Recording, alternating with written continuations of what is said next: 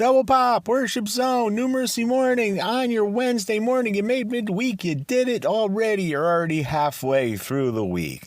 Just like that, time just flew, and before you knew it, here it was. It was Wednesday, right? I'm Dave, Double Pop, as I'm always here for New Mercy Mornings, going throughout the morning, checking in on you, giving you a few stories here and there, talk about the Lord, talk about whatever's going on, around things as far as, who knows. We got these little segments we do throughout the morning, indeed. And I may pop in, with a live burst here and there and just see how you are, hoping everything's going okay. So hang in and listen to the music and pray and worship and talk to the Lord. And then we come on in every once in a while and we'll talk some scripture and tell a story, and we're going to do whatever we do here on NMM. Okay, so Double Pop, Worship Zone, New Mercy Mornings, Wednesday morning, midweek.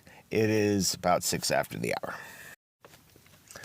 Double Pop, Worship Zone, New Mercy Mornings on your Wednesday morning, 10 minutes to the hour. And you know what 10 minutes to the hour means, right? Scripture time, indeed, because, Jesus, right? Today, a good one. Psalm 119, verse 30. I have chosen the way of truth. I have set my heart on your laws. Every single day we get up, we have a choice to follow the Lord. You don't have to. You can walk away. You're free to walk away from the whole thing. You have a choice. You were chosen for this path. You were chosen for this role, but you've also made a choice yourself. You have chosen to accept that.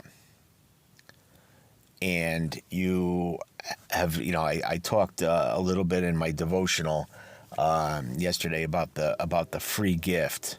Okay, it's kind of weird, but the free gift is I've noticed that when I was a kid, okay, we used to go to the ball game, and a few times a year they had a giveaway, and they still do. They do a lot more giveaways now, and they're a little trendy now, but back then they were traditional a little bit more. They used to have at baseball game. They had bat day and ball day, and there was shirt day, and just the standard fake batting helmet day, whatever they had going on, and we loved it. And some of the gifts were for just the kids. Some of the gifts were just for the adults. Like, they'd give a cooler or something, like, a little fake, final cooler or whatever. And the adults loved that because they, kept their soda pop inside. And, so, there was always a good free gift, okay, to give away. And now, like I said, the gifts are getting a whole lot trendier. They have strange gifts now, bobbleheads and little jewelry and collectible kind of things and whatever. Things, sometimes functional, sometimes not functional, but they have gifts, okay, that they do. But what I noticed with Yankee games, what really is kind of saying, used to be like everybody in a demographic got it. Okay, if it was, if the gift was for everybody, all ages or whatever, everybody who came to the park got one that day. Now they've limited the gifts to the first 18,000 people. Now, if you consider for a minute that a sellout crowd at the game is a little over 40,000. More than half the people there will leave without the free gift. And how very much, if we think about the free gift of salvation from the Lord, how many more people than not? He's made it clear, more, that probably, way less than will walk away without the free gift. They didn't make the choice, okay? They decided to reject the free gift. So each day we wake up, we have that choice, okay? Unlike the ball game, that your choice was not to arrive on time, okay? Because the idea of the free gift is that they want to get you in the park early so that you go buy, more hot dogs and whatever else they got there. But They want to get you there early, so that's how they get you there for that free gift. So you didn't make a choice; you just arrived late. But you can arrive late to the Lord, and you can still get the free gift. Okay, but more people than not will not get it than will.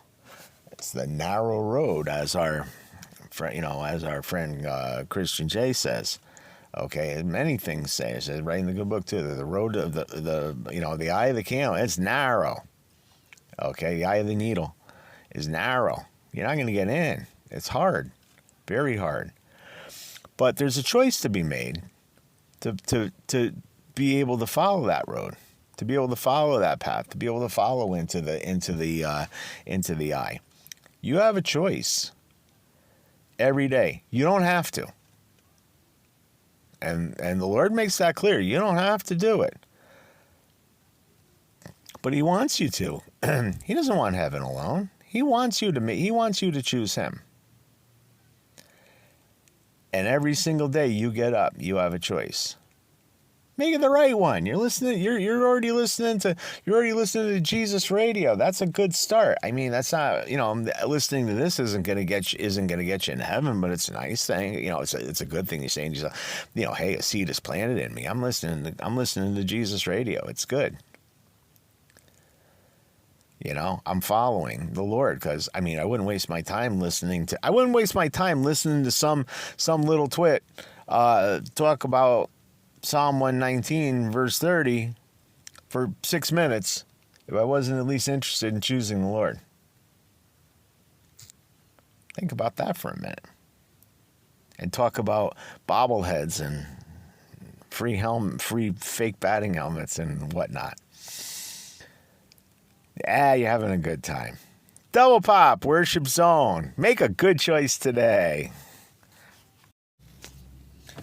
Double Pop, Worship Zone, New Mercy Mornings on your Wednesday. 20 minutes to the hour. It is Observance Day time. Excuse me. Minor holidays for today. National Mango Day. Okay, today is Mango Day. All right, so if you like mangoes, today's your day. Okay, so definitely, go make the best of that. Today is also a weird one. I guess I understand it. I'm very numerically centered, but today's National Pi Approximation Day. And it's like pi, pi, the 3.14 thing. It's the second version of that. Why is that? Because the fraction is that approximates pi is 22 over 7. Okay, so if you had 22/7, okay, that's equals 3.14 approximately 1/6. But it's 22/7. So in some countries, that's how they do the date. Okay, 22, the date first, the number, the month second, and the year third. Sets off all sorts of controversy. Explain that one in a second. It's also National Rat Catchers Day. I don't know. I don't really know, but don't get a cat to chase varmints anymore. They don't do that. That's not in their union agreement anymore. The cats don't chase varmints. They make buddies with them. They hang out. It's they feed it. They bring it food and everything. It's not like it used to be. Okay, with a cat just caught your mouse or a rat or whatever you caught, and they brought it to you, and a big celebration took place, and you fell in love with your cat. That's not how it works anymore. Your cat's too good for that. Your cat is sick of that sort of thing, and he just doesn't do that. Okay, and he tells you right away from the minute you bring him home. He looks right at you and says, "I hope this isn't a house full of freaking varmints." Okay, because he's just not going to catch that for you. Okay, gonna give you a heads up on that. So just don't do that. But anyway, we'll go back to the date thing, the 22/7 thing.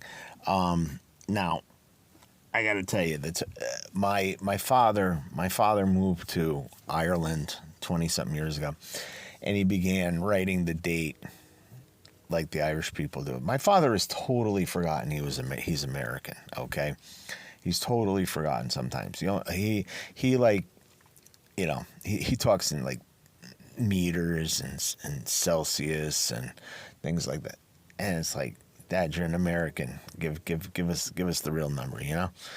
And this is how he is with that sort of thing now. He's like, you know, and he writes the date. You know, if my father could speak another language, he would never speak English ever again. I'm just saying. Anyway, so one day at work, somebody who was not American by birth dropped something off with our secretary and had the date on it, 27/3, you know, 2026. I'm just guessing whatever date. And she's like looking at it, she goes, 27/3. She's like, wait, what day is that, right? And I started laughing. I go, March 27th. And she goes, how? You know, what month is 27? And I'm like, I says, they're clearly not American. I go, they put the day first. She had no idea people did that. And she's like, you know, oblivious to, you know, how people do things that aren't American sometimes. And she was like blown away by this. And she goes, is it really true? She had to call the person up and ask him if that was the truth. Like, I was lying. I says, I have a father who does not live in the country. I says, who writes out his checks like that. I says, and she's like, oh, really? And I go, yeah. I told you my father doesn't even, like, you know, he pretends not to be American anymore. He says he writes the day first. And she was like, you know, that tripped her out 3 ways. She actually called the person up. She goes, did you mean March 27th when you put that? She goes, well, it's 3/27. And she said, and the person said, I'm sorry. I'm from Europe, and that's how we do it. You know, I'm from England. And it was pretty, I was like, what do you think? I'm making this stuff up. I love when people think I'm making things up. Okay. Like last night,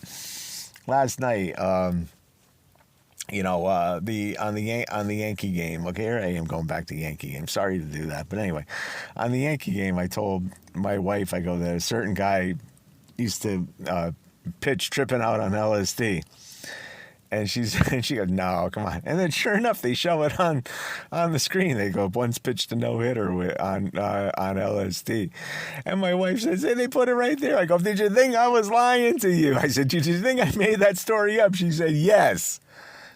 Okay, gang, I do not make my stories up. So, all right, maybe sometimes. Double Pop, Worship Zone, New Mercy Mornings. Hope you're having a good Wednesday and a giggle. Double Pop, Worship Zone, New Mercy Mornings. 15 minutes past the hour on your Wednesday. So, you know, something really gets to me, okay? I mean, I have appointments with people, and, you know, they come in, and honestly, one of the things that's through the years, we've had a lot of incidents and situations with people coming and bringing their phone to the appointment, and the phone just gets in the way of the whole appointment. It just becomes the focal point of people's medical appointment, and I don't understand that. It's like, what in your life is so valuable that you have to have your phone in your appointment? Okay, that you texting, phone calls, whatever. We've had some appointments go so south because of the phone. People won't get off it during the appointment. One guy wanted to take a survey in the middle of his appointment with me, and with a waiting room full of people waiting to come in.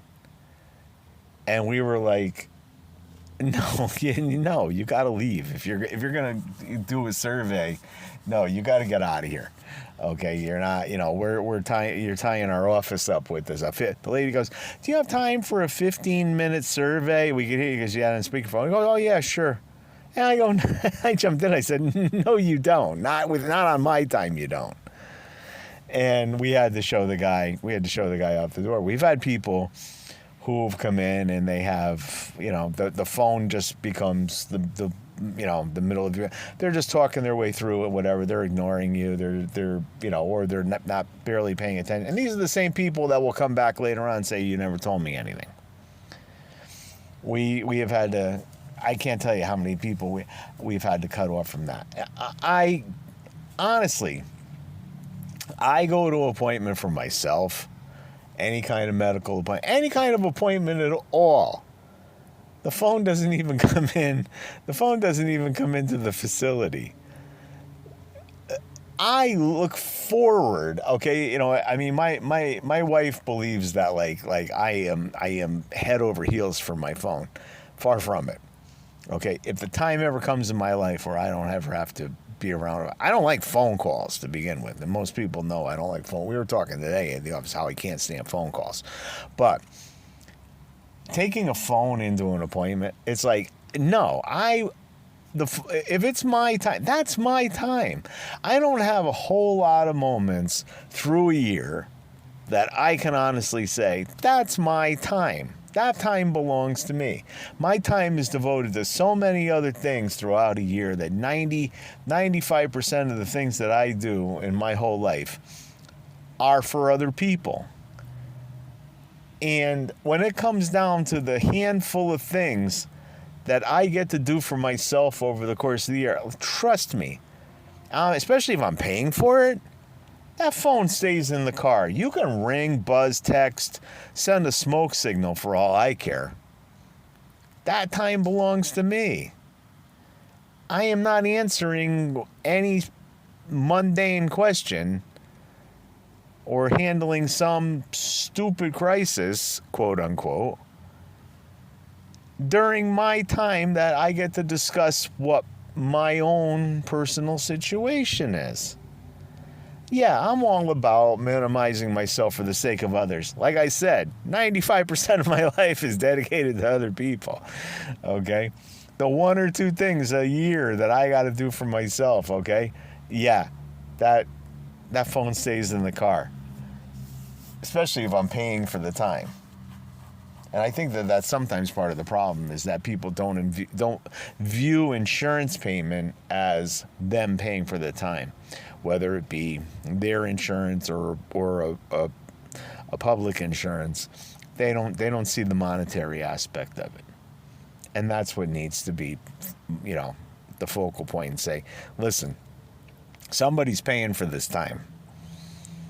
You're wasting somebody's money. It could be yours. Could be somebody else's, but you're wasting money talking on the phone. Probably about, a hair appointment where you're going to dinner, what? I certainly can't relate to the hair appointment. But anyway, that's just my viewpoint on that. If you've got some other viewpoint on phones and appointments, love to hear about it. Certainly message me or whatever. And it's dying to hear about it. Double Pop. Worship Zone. New Mercy Mornings. I don't know, 21 after. Double Pop, Worship Zone, 20 minutes past the hour. I noticed like people, nobody uses their swimming pool anymore. I can't imagine this. It's like everybody's got these swimming pools and they're paying for water, they're paying for chemicals, they're paying for electricity to keep the thing going. They're paying probably an exorbitant amount of insurance because I know that, it adds to your homeowner's insurance in a big way. What gives? Like the dead of summer, I got people, our neighbors got rid of their pool, which, they weren't even using it anymore. And that was, a smart move. And then there was the guy behind it. There's people with pools on our street. Nobody uses them. There's nobody ever in these things. And it's like, why did you put it up if nobody was going to use it in the dead of summer? And then everybody's like, oh, it's too hot to go in. It's like taking a bath. And it's like, okay, but when you get out, it won't be like that, you know? I don't really see the excitement in anybody. I mean, I grew up with begging, pleading, throwing myself at the mercy of my father to get a swimming pool. It never occurred. People now got pools they don't even use. It's amazing, right? I mean, I remember, like, I've told it on here before, that I had to spend summers negotiating with friends a time that, oh, can I go in your pool this year? Can I what? And it was like, you couldn't believe you had to come up with like a treaty to get yourself into somebody's swimming pool. Not, like you were vying for a spot in the pool, okay?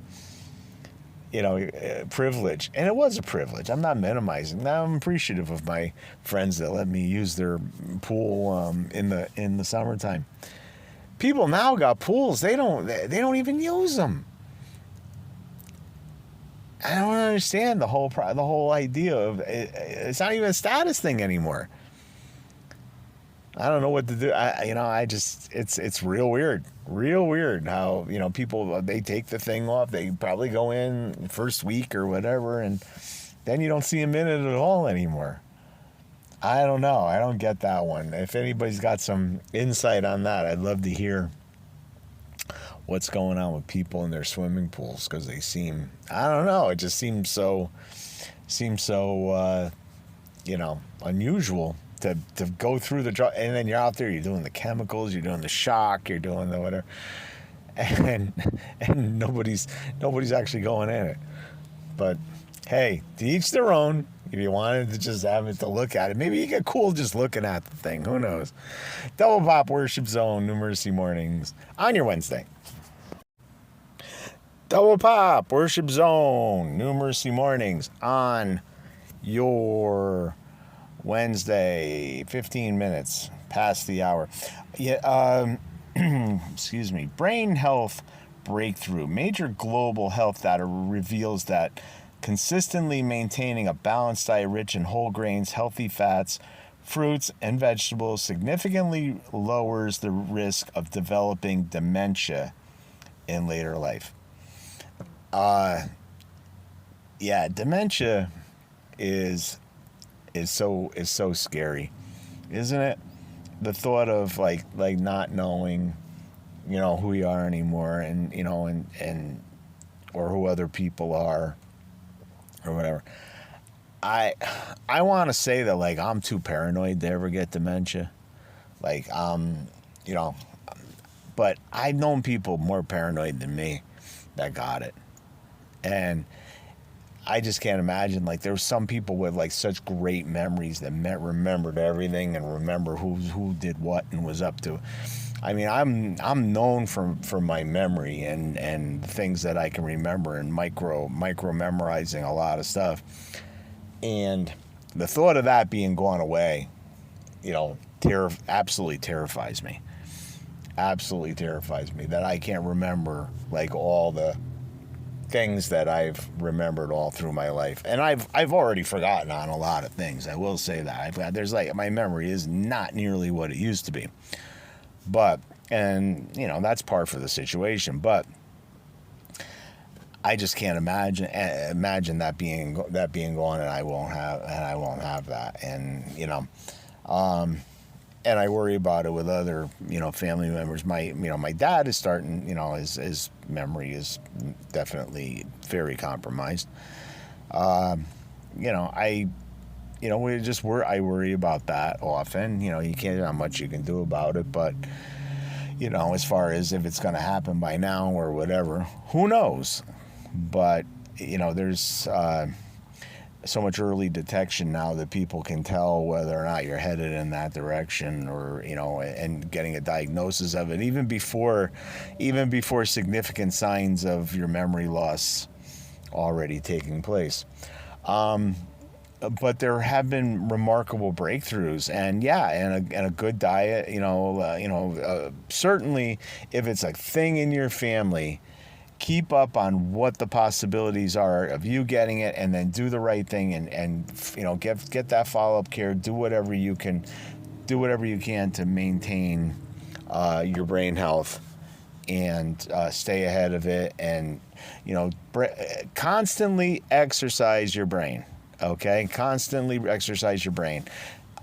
Make sure you have a lot to think about. Make sure you have a lot of things to keep your mind moving as best you can, because it truly, truly is beneficial for overall brain health if you're using your mind for things all the time. So, yeah, we got, I don't know, good advice here today. Double Pop Worship Zone, New Mercy Mornings. It is 19 after on your Wednesday. We're getting there. Double Pop Worship Zone, 10 minutes to the hour. It is the end of our Wednesday together, so that'll do that. We'll be back tomorrow for Thursday. Won't be the end of the week, but you can see it from there, and we'll do it all over again. We'll tell some stories. We'll burst in throughout the day, and maybe something good will come of the whole adventure. Who knows? Okay.